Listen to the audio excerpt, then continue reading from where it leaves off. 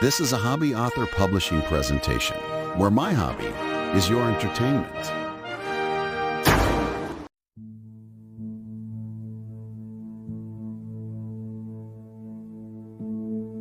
Welcome back to Shadows of Secrets. The trail of the mysterious Temptress has led Gerrod and Ace to the forgotten ruins of the Silk Market, a place of ghosts and shadows. They lie in wait, hunting the Meister's most dangerous agent. But sometimes, when you hunt a ghost, you find a truth far more terrifying than you ever expected.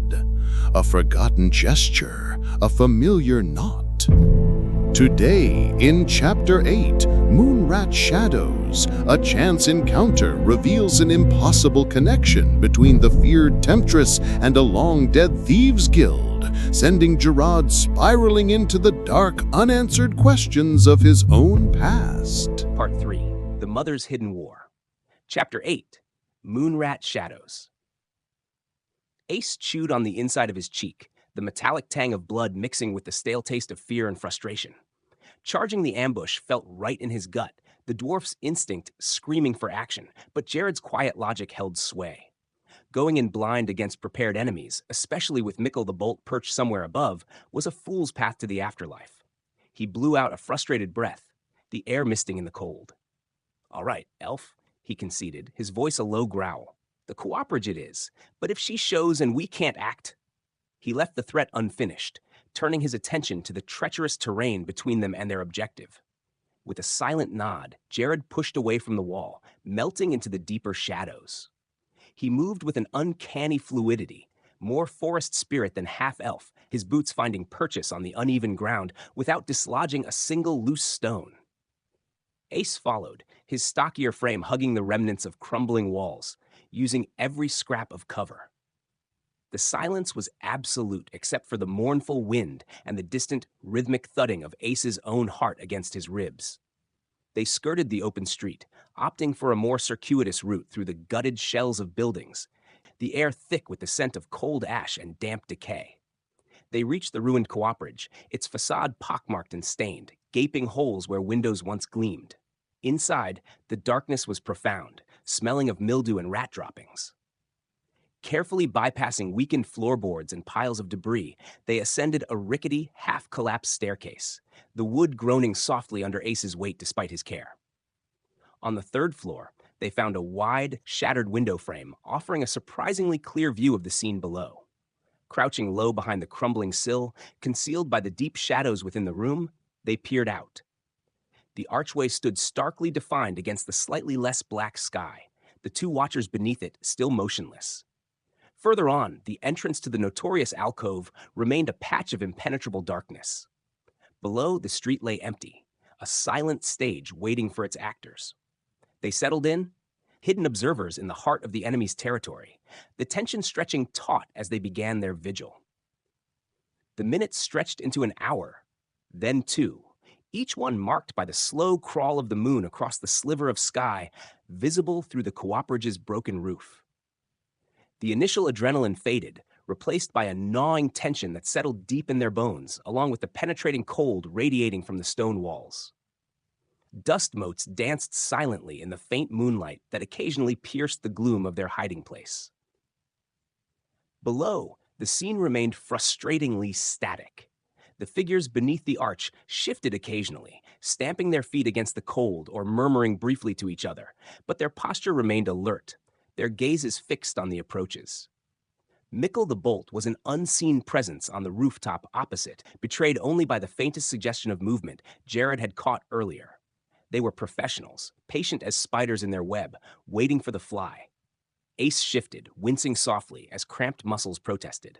He ran a hand over his beard, the familiar rasp a small comfort against the oppressive silence.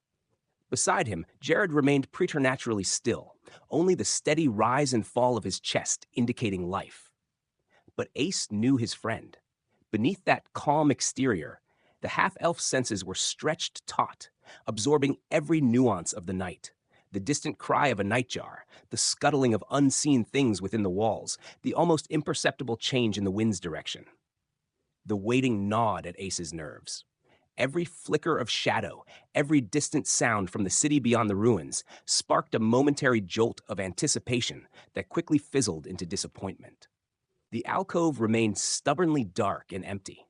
The silence wasn't peaceful, it was pregnant, heavy with unspoken threats and the frustrating feeling that they were pieces on a board, moved by an unseen hand, waiting for a move that might never come. Just as Ace felt the gnawing boredom threaten to dull his edge, a subtle shift occurred below.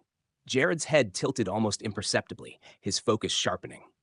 Ace followed his gaze. From the winding alley opposite the main street, a figure emerged, moving with a hurried, furtive gait that starkly contrasted with the patient stillness of the watchers. Even in the dim light, the man's clothing marked him as someone of status within the Meister's organization. Fine woolen cloak, polished boots ill-suited for the rubble-strewn ground. Yet his movements screamed anxiety. He kept glancing over his shoulder, his head darting nervously from shadow to shadow. As he drew nearer the archway, the moonlight caught the glint of sweat on his brow, despite the night's chill. He clutched a small, dark object tightly to his chest, an ornate casket, perhaps a foot long, crafted from dark wood inlaid with what looked like polished obsidian or jet, catching the faint light with dull, non-reflective gleams. The two watchers beneath the arch straightened, acknowledging the lieutenant with curt nods, but remaining otherwise immobile. The newcomer offered no greeting, simply hurrying past them, his gaze fixed on the impenetrable darkness of the designated alcove. His knuckles were white where he gripped the casket, as if fearing it might try to escape his grasp, or as if drawing reassurance from its solid weight. From their perch in the ruined cooperative, Gerrod and Ace exchanged a look. This wasn't the Temptress, but clearly her expected contact. The lieutenant's palpable fear and the nature of the ornate box he carried spoke volumes. It wasn't large enough for the Blackwood staff, nor likely the orb of Maelwyn itself. Payment? Another artifact entirely? Whatever lay within that casket was valuable and dangerous enough to make a high-ranking lieutenant tremble. The waiting game was over. The exchange was imminent. The lieutenant paced nervously before the shadowed maw of the alcove, his steps short and jerky on the uneven ground. He cast anxious glances back towards the impassive watchers under the archway, then towards the deeper darkness before him, clutching the ornate casket like a holy relic warding off evil. The silence stretched, thick and suffocating, broken only by the man's own ragged breathing and the distant sigh of the wind. Then, the shadows within the alcove shifted. It wasn't a sudden movement, but a fluid coalescing, like smoke gathering form in the absence of light. A figure detached itself from the deepest blackness, impossibly silent. Tall and slender, swathed head to foot in dark, light-absorbing fabric that seemed to ripple and flow even in stillness. No face was visible within the deep cowl, only an unnerving void. She moved with an ethereal grace that defied the rubble underfoot, gliding rather than walking, perfectly matching the hushed descriptions whispered in the rusty mug. The Temptress. The lieutenant flinched backward, almost dropping the casket. He offered no greeting, no word, simply thrust the ornate box forward with trembling hands. The cloaked figure stopped barely an arm's length away. A pale, slender hand emerged from the voluminous sleeve, the only part of her visible, and accepted the casket. The transfer was utterly silent, swift, devoid of ceremony, yet charged with immense tension. For a heartbeat, the Temptress remained still, the dark casket held delicately in her grasp. Then, with the same liquid silence with which she had appeared, she melted back into the impenetrable darkness of the alcove, vanishing as if she had never been there. The lieutenant stumbled away from the alcove, practically scrambling back towards the indifferent watchers under the arch, casting terrified glances over his shoulder at the spot where the Temptress had vanished. He didn't slow until he was well clear, melting into the alleyways without a backward glance. For a moment longer, the deepest darkness within the alcove seemed to hold its breath. Then, just as the last echo of the lieutenant's footsteps faded, Ace, his eyes straining against the gloom, caught a flicker of movement. Before the figure dissolved completely back into the void, that pale, slender hand reappeared briefly at the edge of the flowing cloak. It made a small, almost imperceptible gesture, fingers folding inwards in a specific sequence, thumb flicking across the knuckles twice. It wasn't grand or magical, Just a quick, dismissive flick directed towards the lieutenant's retreating path. Or perhaps simply an unconscious habit as she turned. But Ace's breath hitched. His blood ran cold, a jolt far sharper than the night air snapping him to attention. He knew that gesture. It wasn't just any signal. It was old cant, street-level sign language from decades ago, fallen out of favor even before he'd left the guilds. Specifically, it was the Moonrat Guild's signal for payment received, disappear now, fool. The Moonrats? Small-time cutters and spies known for their subtlety, operating out of the eastern slums, wiped out or absorbed years ago. Why? Why would this ethereal, feared figure, this Temptress who dealt in arcane artifacts and commanded such dread, use a defunct signal from a long-forgotten, low-level thieves guild? The incongruity was jarring, a wrong note in the symphony of fear and shadow she conducted. It hinted at a past, a connection to the grimy streets Ace knew so well, that didn't fit the whispered legends. The mystery deepened, laced now with a thread of unsettling familiarity. While Ace processed the unexpected familiarity of the hand signal, Gerrod's focus remained locked on the way the Temptress moved.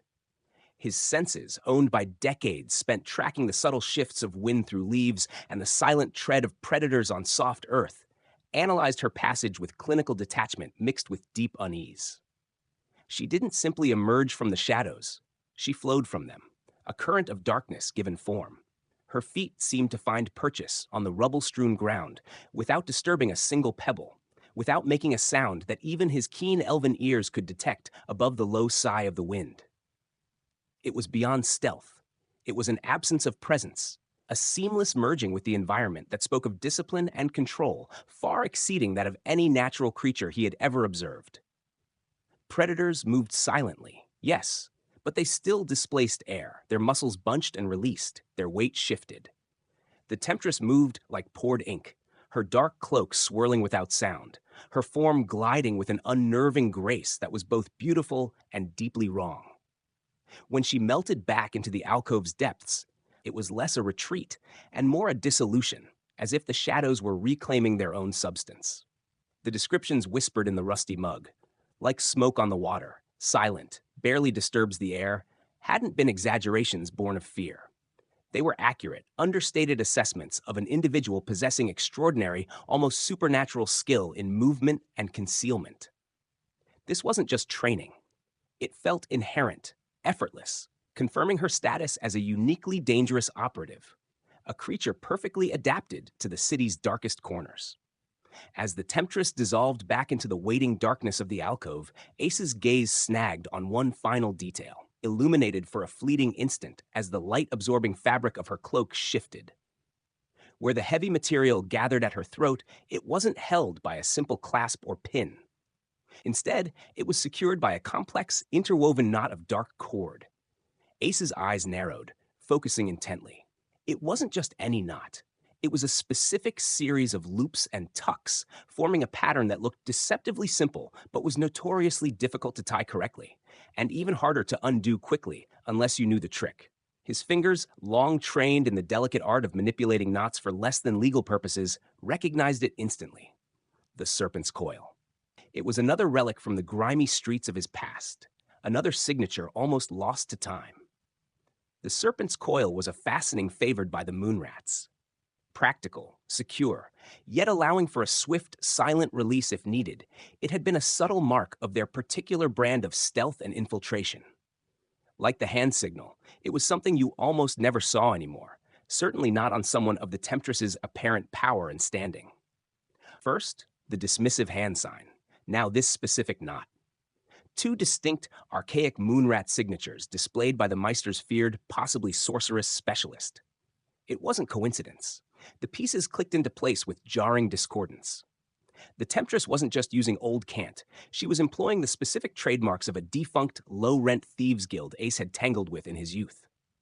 The feared enigma suddenly had roots digging deep into the very underworld Ace had tried to leave behind. The mystery wasn't just who she was, but what she was hiding beneath that terrifying facade.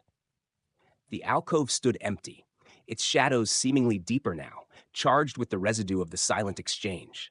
The lieutenant was long gone, the watchers under the archway settling back into their stoic vigil. In the ruined cooperative, the silence stretched, heavy with unspoken questions. Ace finally let out a breath he hadn't realized he was holding, the air rasping in his throat. He turned to Gerrod, his usually gruff features etched with a mixture of disbelief and dawning, disturbing comprehension. "Did you see it, elf?" he whispered, his voice tight. "Her hands? The knot on her cloak?" Gerrod shifted slightly, his focus returning from the empty space below. "I saw her movement, unnaturally silent, highly skilled." Skilled, Ace agreed impatiently, leaning closer. "But that hand sign she flashed, to dismiss the lieutenant? That wasn't just random. That was old cant, Moonrat guild sign. Payment received, disappear now. Haven't seen it used in 50 years. He tapped his own chest near his throat, and the knot securing her cloak, the serpent's coil. Another Moonrat trademark, specific, precise. He paused, letting the words sink in. The Moonrats, they were small-time, spies, cut purses, operated out of the East Warren slums before the guilds consolidated. Vanished decades ago, mostly. Gerrod frowned, the implications swirling. Why would someone of her apparent power use signals from a defunct minor guild? Ace hesitated, scrubbing a hand over his beard, his gaze meeting Gerrod's green eyes in the gloom. The next words carried weight, touching on old wounds and whispered histories. There were stories, Gerrod, he said softly, his voice losing its usual growl. Back before your mother, Elysia, left Oswegonia. Rumors. Nothing solid, mind you, just whispers in the alleys. Talk that she ran with the Moonrats for a time when she was young, before she met your father, before Verdant Haven.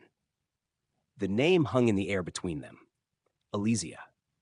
Gerrod went utterly still, the mention of his mother linked to this shadowy guild and potentially this terrifying figure, hitting him like a physical blow. The Temptress, wielding arcane power and fear, yet marked by the subtle signs of a forgotten thieves guild, connected, however tenuously, to his own lost mother? The coincidence was too profound, too unsettling, opening a chasm of new, deeply personal questions beneath the already treacherous ground of their investigation. Gerrod felt the ground shift beneath him, though the crumbling floor remained solid. Elysia. Moonrats. The Temptress. The names tangled in his mind, a venomous knot tightening in his chest. He stared down at the empty alcove, the lingering sense of the Temptress's unnatural presence colder than the night air. Could his mother, the woman who taught him the solace of the forests, truly have roots in the same shadowy corners as this fearsome figure? As the weight of Ace's words settled, a flicker of movement drew their attention back to the ruins below. It wasn't near the alcove itself, but deeper within the silk market's skeletal remains, where the shadows were thickest. A subtle disturbance, like heat haze shimmering over dark water, resolved briefly into the flowing silhouette of the cloaked figure. She wasn't heading back towards the more populated parts of the city, or the watchers at the arch. Instead, she moved parallel to the main street, gliding deeper into the devastation. There, Gerrod breathed, pointing with a subtle gesture. She's moving east. Ace squinted, tracking the fleeting shadow. East, towards the Narrows, straight into the heart of the old guild quarter. His voice was grim, heavy with dawning certainty. That was Moonrat territory, back in the day. Their main nest. Most of it's just collapsed tenements and choked alleys now, worse even than this place. The Temptress didn't run. She simply receded, swallowed by the labyrinthine ruins in the direction of her old guild's forgotten home turf. The connection was no longer just whispered rumor and subtle signs. Her deliberate path screamed confirmation. She wasn't just using their signals. She was returning to their source. They pressed deeper into the heart of the old guild quarter, the ruins growing denser, the alleys narrower and more treacherous. Collapsed walls forced detours, and gaping holes in the streets threatened to swallow the unwary.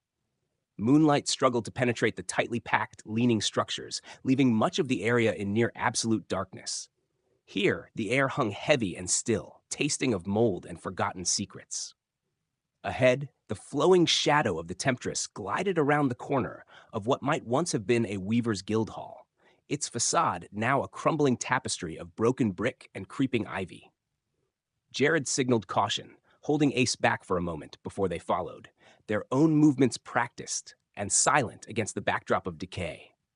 They rounded the same corner barely 10 seconds later, expecting to see her dark form receding down the narrow passage beyond. but the passage was empty. Utterly, unnervingly empty. It stretched ahead for perhaps 30 yards before ending in a solid wall of collapsed masonry, offering no obvious exits. Shadows clung thick and deep along the walls, pooling in doorways that led into black, gutted interiors. Gerrod's senses strained, reaching into the silence. He scanned the ground, packed earth mixed with rubble, for any sign of passage, a scuffed stone, a disturbed patch of dust. Nothing.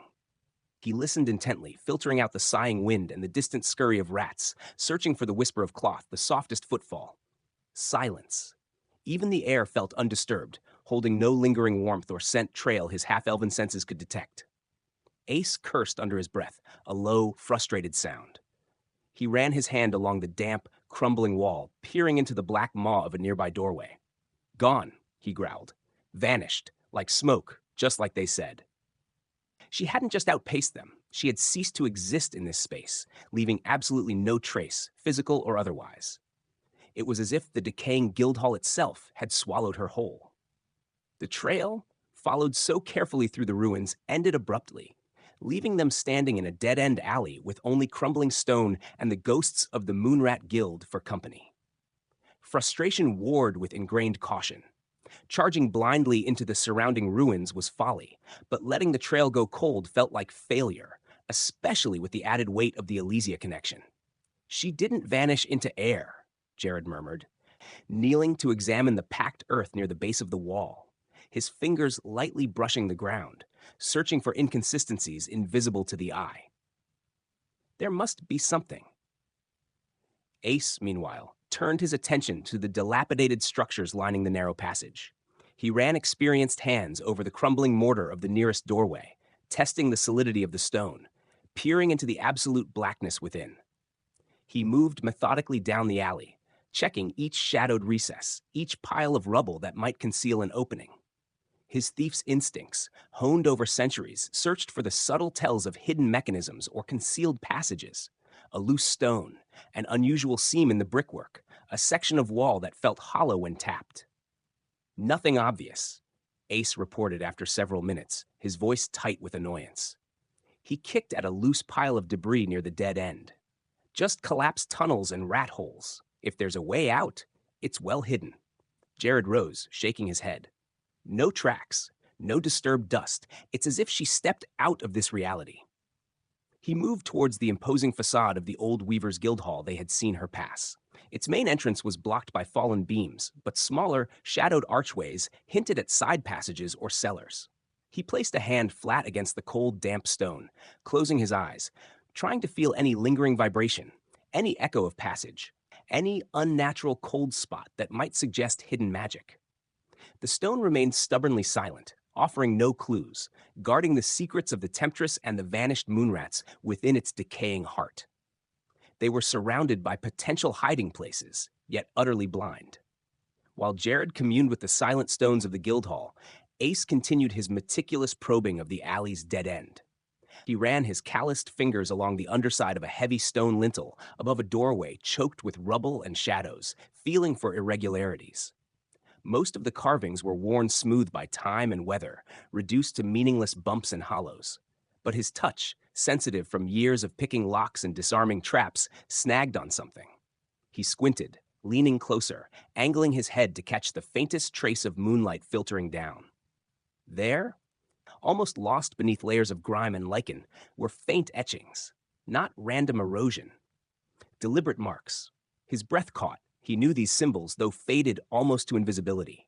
A crescent moon, partially obscured by stylized clouds, intertwined with the coiled body of a rat, the primary glyph of the Moonrat Guild.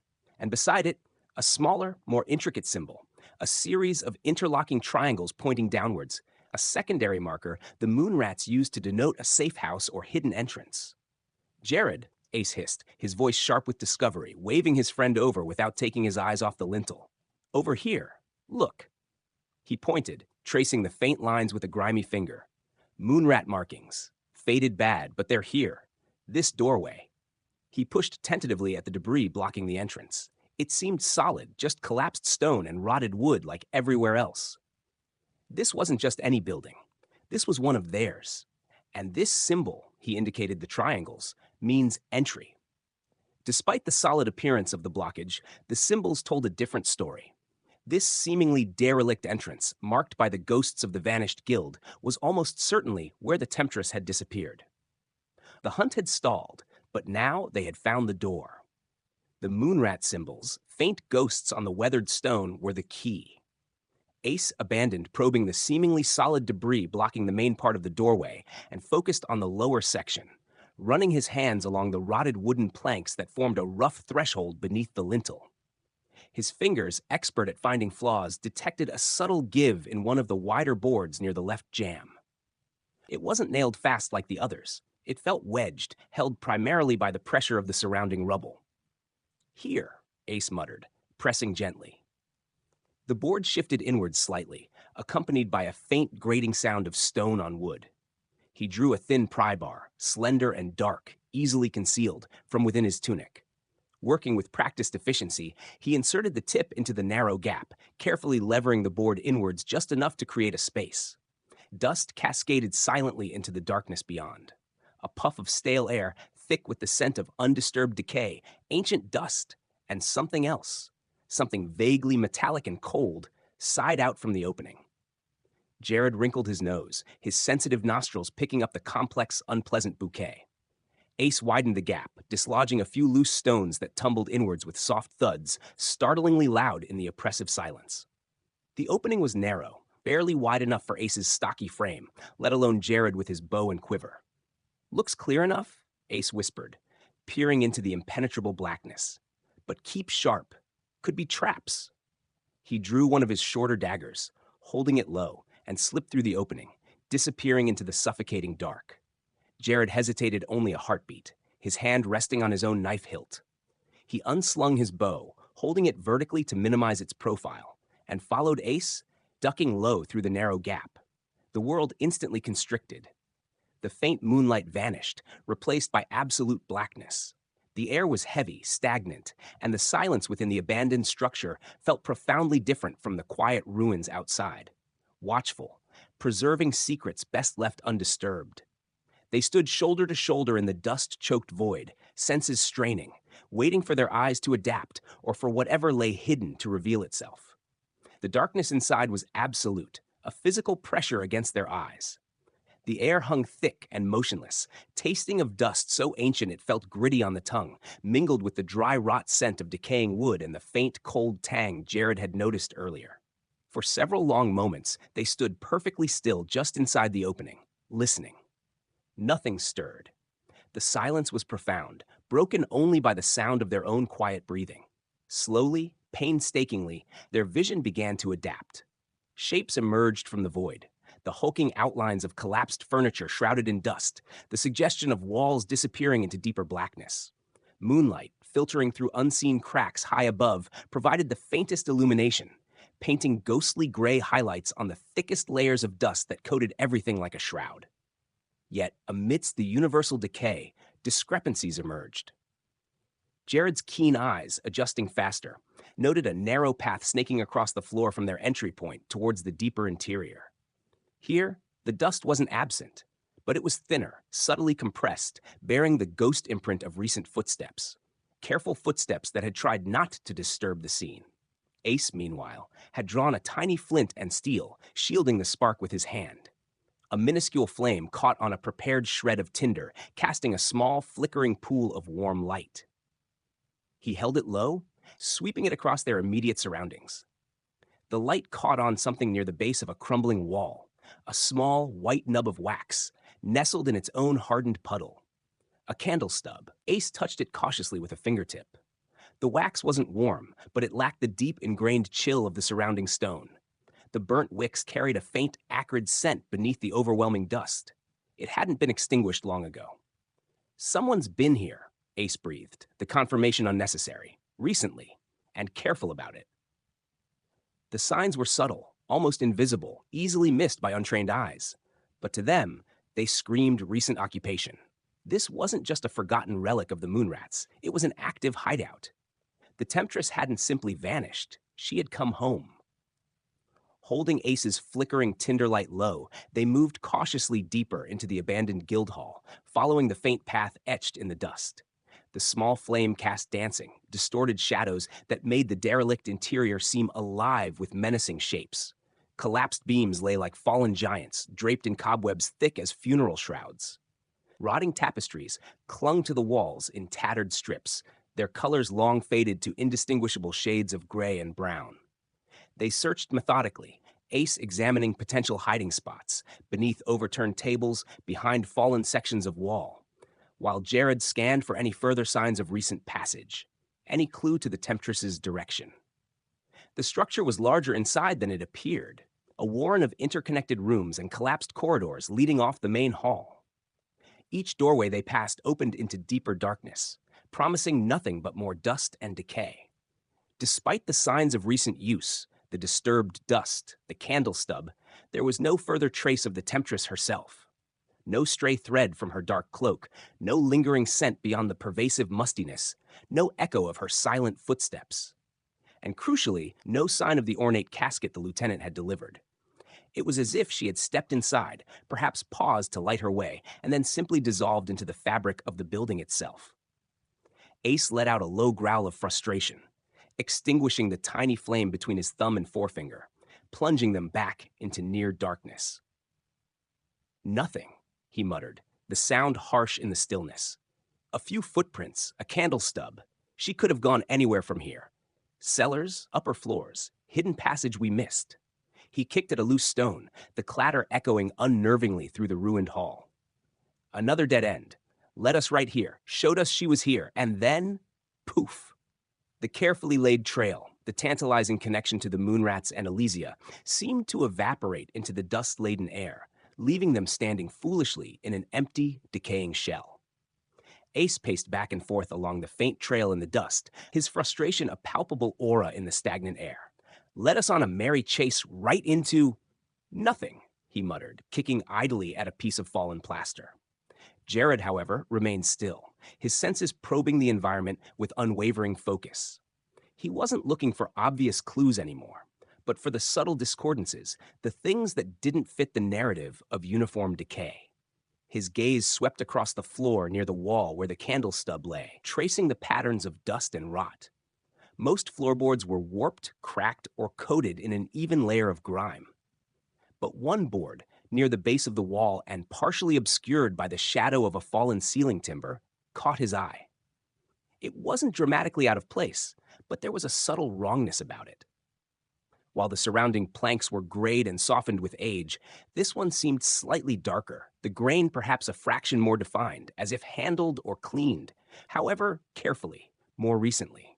Its edges where they met the neighboring boards seemed too clean, the gap lacking the impacted dust and debris that filled other seams.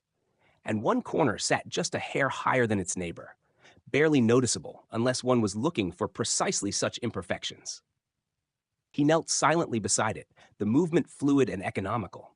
He ran his fingers lightly over the surface, feeling the texture. Then, gently, he tapped it with a knuckle. The sound was subtly different from the dull thud of the adjacent boards, a slightly higher pitch, a faint resonance suggesting empty space beneath. He noticed a tiny, almost invisible scratch near the edge, newer than the surrounding wear patterns. "Ace," Gerrod breathed, his voice low but carrying undeniable significance in the stillness. He didn't look up, his attention fixed on the anomalous plank. "This board." He gestured, pointing towards the subtle inconsistencies. "It does not belong to the decay." Ace moved quickly to Gerrod's side, his frustration momentarily forgotten, replaced by focused intent. He knelt, examining the board Gerrod indicated, running his own experienced fingers along the subtle inconsistencies. "Aye," he breathed, recognizing the signs. "Seen this trick before." He drew his slender pry bar again, carefully inserting the tip into the slight gap at the raised corner. Applying steady, controlled pressure, he levered upwards. With a soft groan of protesting wood and a faint shower of disturbed dust, the floorboard lifted. It wasn't nailed down but fitted into place, designed for removal. Beneath it lay a small, dark cavity, roughly square and perhaps 6 inches deep, carved out of the supporting joist and lined with thin, darkened wood. The air that wafted up smelled even older and staler, thick with the scent of dry decay. Their eyes peered into the shadowed recess. It wasn't empty. Resting snugly inside, cushioned by a bed of faded, velvet-like material that crumbled at the slightest touch, lay a circular object fashioned from dark, aged wood and tarnished brass. It wasn't the ornate casket they had seen, nor any glittering treasure. It was a disc about the size of Ace's palm, consisting of several concentric rings intricately marked with letters, numbers, and faded symbols. A cipher wheel. Ace reached in carefully and lifted it out. It felt cool and surprisingly heavy in his hand. Despite its age, the craftsmanship was meticulous, the wooden rings still turning smoothly against the brass frame, albeit stiffly. Wiping away a layer of grime with his thumb, he revealed faint etchings on the outermost ring, the unmistakable crescent moon and coiled rat symbol of the Moonrat Guild. He exchanged a look with Gerrod, disappointment warring with burgeoning intrigue. No Temptress, no casket full of unknown power. Just another relic, another ghost from the past. But this wasn't just any relic, a cipher wheel, a tool for secret messages, hidden communication, and distinctly, undeniably, Moonrat. Ace turned the cipher wheel over in his hands, the tarnished brass cool against his skin despite the stagnant air. The smooth movement of the wooden rings, the precise engravings of Moonrat symbols, it felt alive, potent, despite its age. He brushed away more grime, revealing the intricate craftsmanship beneath. This wasn't some forgotten trinket left to rot for decades. It felt cared for, perhaps even recently handled. A Moonrat cipher wheel, he breathed, the words hushed reverence mixed with growing unease.